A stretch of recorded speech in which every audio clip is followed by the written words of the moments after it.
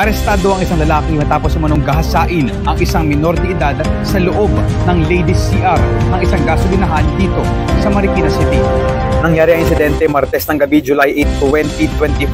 Ayon sa Marikina Police, nagro-ronda sila sa lugar nang maaktuhan ang isang bata sa labas ng palikuran ng gasolinahan.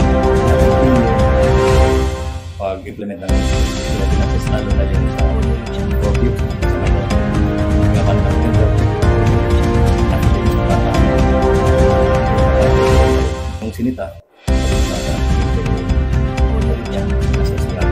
maya-maya ay lumabas sa loob ng pamabaeng CR ang isang lalaki na sinundan ng isang batang babae. Dito na nagduda ang mga pulis at tinanong ang bata. Sinabi ng bata na galing sa CR,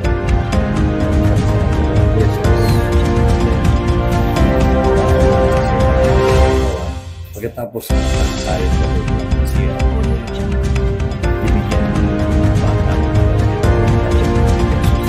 Dito na inaresto ng mga pulis ang lalaki na nagtatrabaho bilang crew sa convenience store sa gasolinahan. Tinanggi ng suspect ang paratang. Ayon sa kanya, nag-aahit lang siya sa CR.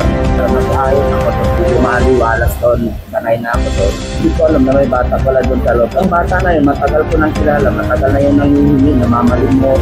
Sinara ko yung pinakamin para sinaya naman ako baka may pumasok. Kasi sa babae yun. Pero talagang madalas ako nag-aahit doon.